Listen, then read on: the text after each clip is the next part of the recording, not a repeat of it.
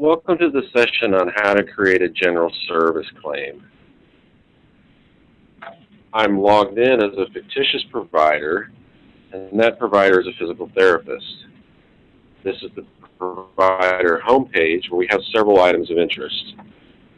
My BIBS Kids will show all the kids that are associated to claims or authorizations for this provider, meetings scheduled that would apply to this provider, and any progress notes that are due.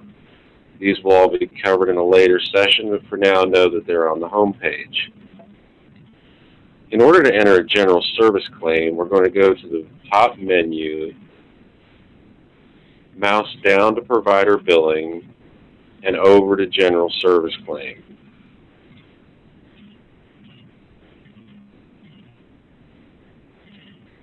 This is the input screen for a general service claim.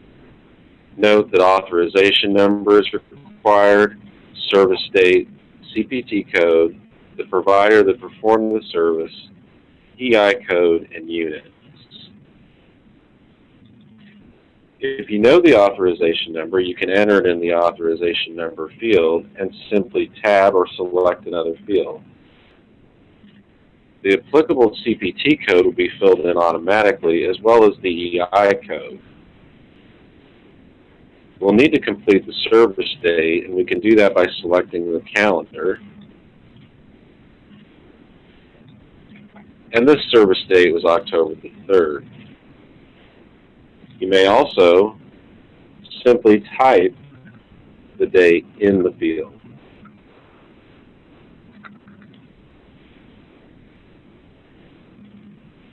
If there are any other applicable CPT codes, they can be selected from the drop-down list. The provider can be selected with the provider drop-down.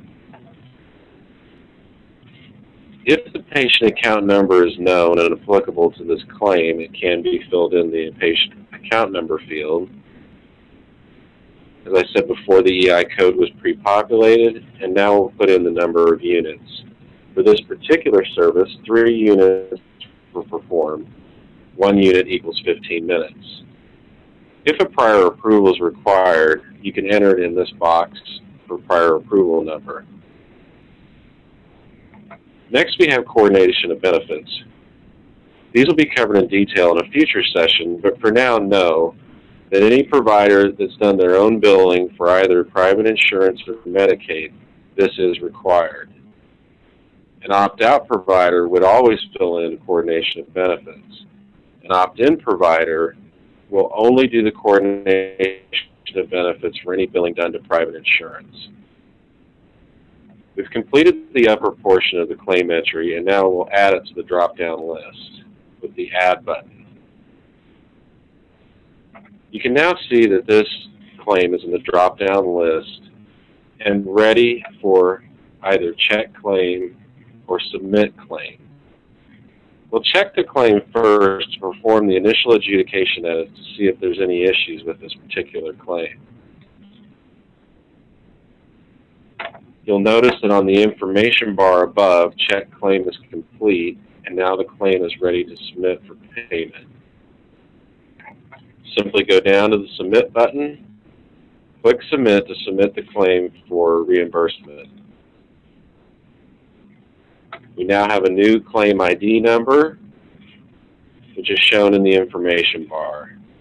This claim has been submitted, and now other claims can be submitted that you have for other valid authorizations.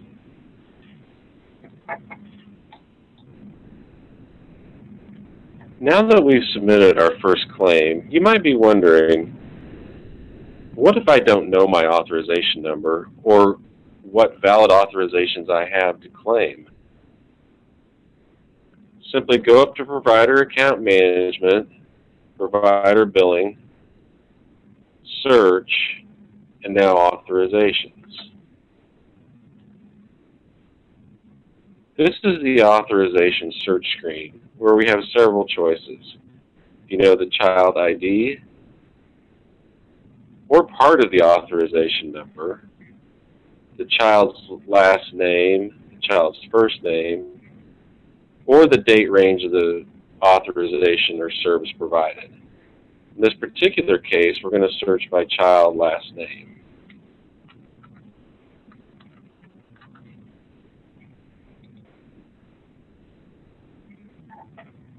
This brings up the valid authorization for this child, and we're going to select the magnifying glass to view the details.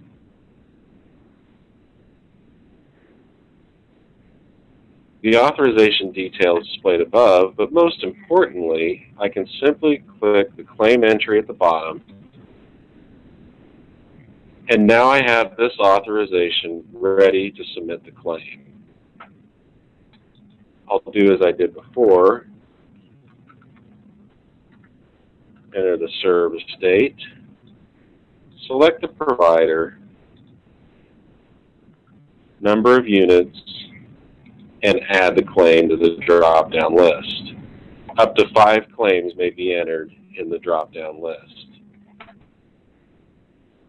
I check the claim and submit.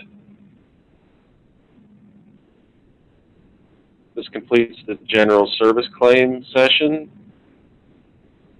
Log back into other sessions for other types and more information.